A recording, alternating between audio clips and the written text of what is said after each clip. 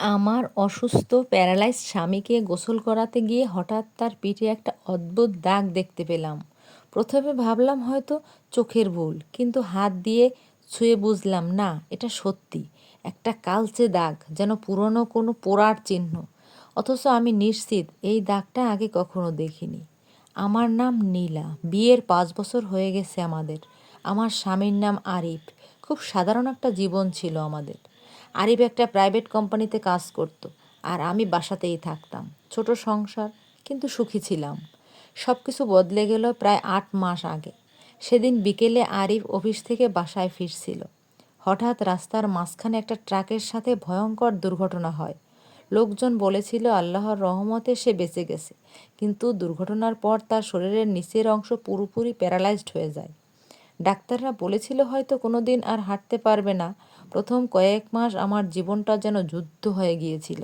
প্রতিদিন তাকে খাওয়ানো, ওষুধ দেওয়া, পরিষ্কার করা, সব কিছুই আমাকে করতে হতো।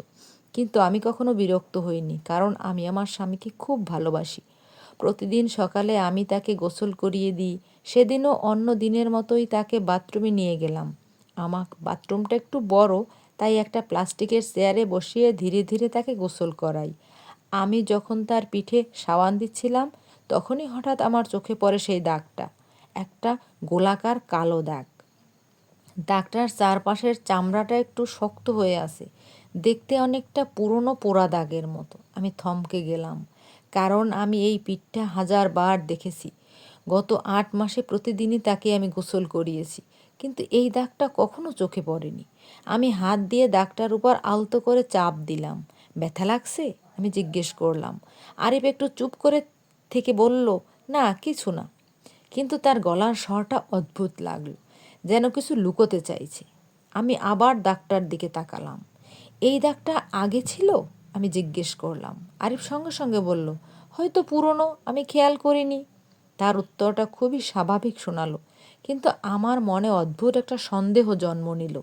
কারণ আমি জানি এটা আগে ছিল না। গোসল শেষ করে তাকে বিছানায় শুয়ে দিলাম, কিন্তু আমার মাথা থেকে সেই দাগটার কথা কিছুতেই বের হচ্ছিল না। আমি রান্নাঘরে গিয়ে চা বানাতে লাগলাম, কিন্তু মনটা বারবার সেই পিঠের দিকে ফিরে যাচ্ছিল। হঠাৎ মনে পড়ল একটা কথা। দুর্ঘটনার পর প্রায় 1 মাস আরিফ হাসপাতালে ছিল। তখন আমি সবসময় তার পাশে থাকতে পারিনি, কারণ আমার শ্বশুরবাড়ির লোকজন বলেছিল রাতে হাসপাতালে থাকার দরকার নেই। তারা বলেছিল আমরা আছি। সেই সময় অনেক রাতে আরিফ একা থাকতো হাসপাতালে। আমি কাপটা নামিয়ে রাখলাম। হঠাৎ মনে হলো, এই দাগটা কি তখনই হয়েছে? কিন্তু কিভাবে? রাতে খাবার খাওয়ার সময় আমি আবার বিষয়টা তুললাম। তোমার পিঠের দাগটা দেখলাম আজ, আমি বললাম। আরিফ চুপচাপ ভাত খাচ্ছিল। সে চোখ তুলে তাকালো না। হয়তো দুর্ঘটনার সময় হয়েছে, সে ধীরে বলল। আমি বললাম, কিন্তু ডাক্তার তো কিছু বলেনি।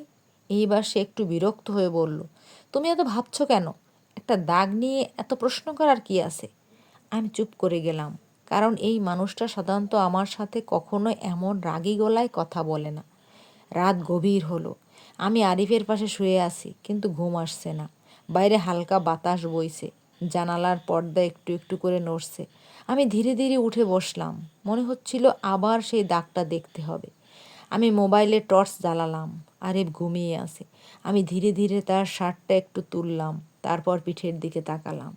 আমার বুকটা ধক করে উঠল, কারণ দাগটা আগের চেয়ে অনেক পরিষ্কার দেখা যাচ্ছে। এটা সাধারণ কোনো পোড়ার দাগ না। দাগটার ভেতরে অদ্ভুত একটা চিহ্ন আছে, দেখতে অনেকটা কাল কোনো পুরনো প্রতীকের মতো। আমি মোবাইলের আলো একটু কাছে ধরলাম। ঠিক তখনই আরিফ হঠাৎ চোখ খুলে ফেলল। সে আমার দিকে তাকিয়ে ফিসফিস করে বলল, ওটা আর কখনো দেখার চেষ্টা করো না। তার চোখের চাহনি এত ভয়ঙ্কর ছিল যে আমার শরীর কেঁপে উঠল। আমি কিছু বলার আগেই সে আবার চোখ বন্ধ করে ফেলল। কিন্তু সেই মুহূর্তে আমার মনে একটা ভয়ঙ্কর প্রশ্ন জন্ম নিল। এই দাগটা কি সত্যিই দুর্ঘটনার সময় হয়েছে, নাকি হাসপাতালে থাকা সেই 1 মাসে আমার স্বামীর জীবনে এমন কিছু ঘটেছিল যেটা আমি এখনও জানি না? আর যদি সত্যিই কিছু ঘটে থাকে, তাহলে আমার পাশে শুয়ে থাকা মানুষটা কি সত্যিই আমার সেই পুরনো স্বামী, নাকি অন্য কেউ?